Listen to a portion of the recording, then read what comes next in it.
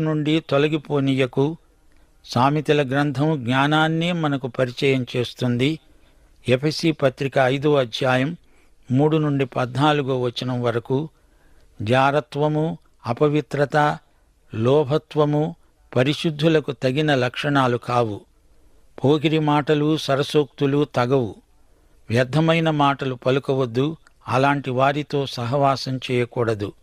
వెలుగు ఫలం సమస్త విధములైన మంచితనము, నీతి, సత్యము అనే వాటిలో కనబడుతున్నది. ప్రభువుకు ఏది ప్రీతికరమైనదో దానిని పరీక్షిస్తూ వెలుగు సంబంధుల వలె నడుచుకోవాలి. నిష్ఫలమైన అంధకార క్రియలలో పాలివారై ఉండక వాటిని ఖండించండి. ప్రత్యక్షపరిచేది వెలుగే కదా.